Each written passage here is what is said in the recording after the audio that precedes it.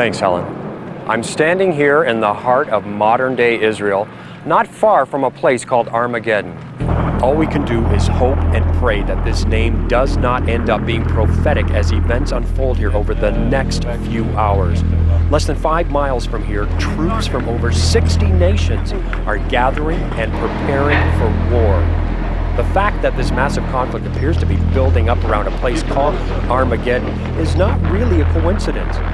The simple fact is that Armageddon is the only passage into Israel that Mother Nature has left open. And that leaves enormous foreign armies only hours from Jerusalem and Tel Aviv. But even though the ground-based troops have not yet made it into these cities, hundreds of aircraft have.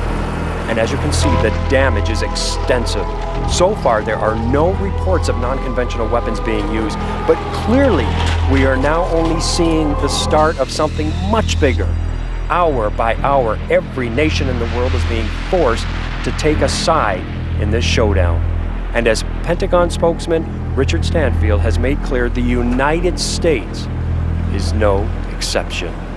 Good afternoon, ladies and gentlemen. The President has made it clear that the United States supports the right of Israel to exist.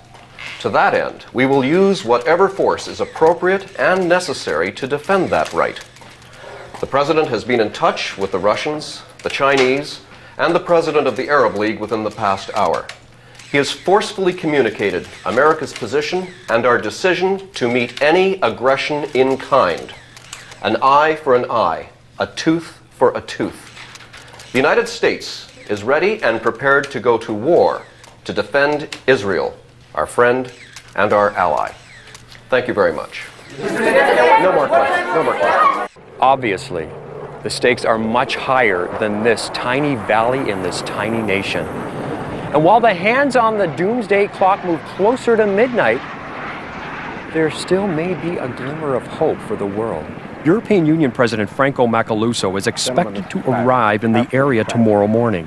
He is the one man who has the respect of every single party to the conflict, and many believe that he is the only one who can back us away from the edge of the cliff before we tumble over.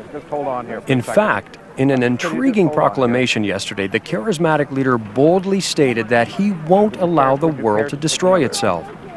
He even seemed to predict that a miraculous event awaits us.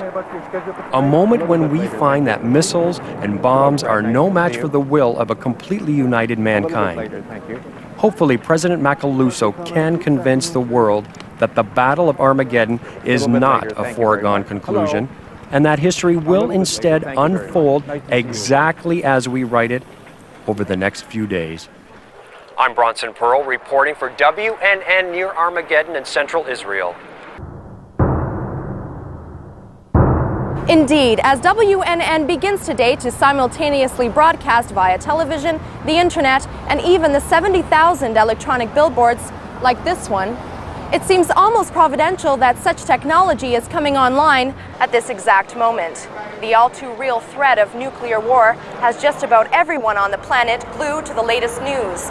Whether it is the United States, Russia, China, or Australia, we all seem to be realizing, for perhaps the first time, that we are all indeed in exactly the same boat.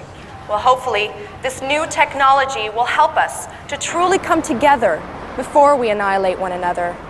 For WNN, this is Janet Shutt. Command Leader General Alizar had this to say a few minutes ago.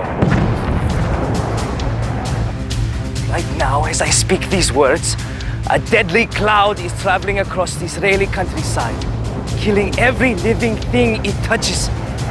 Even gas masks are useless against these chemicals. This cloud does not care if you are a soldier or a civilian, an adult or a baby, a Jew or a Palestinian.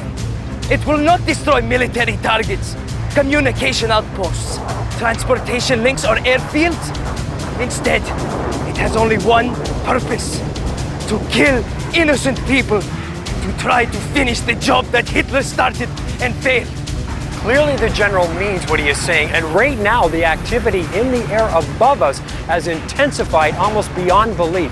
Enormous explosions in the distance have rocked the ground we're standing on. We have confirmed reports now that the U.S. aircraft carrier Nebraska has just been hit by a torpedo from a Chinese nuclear submarine. No confirmation yet on what type of weapon was used, but we do have confirmation that the Nebraska has been destroyed, and its crew of nearly 5,000 men and women are presumed dead. We're still waiting for an official statement from the Pentagon, but for now it's safe to say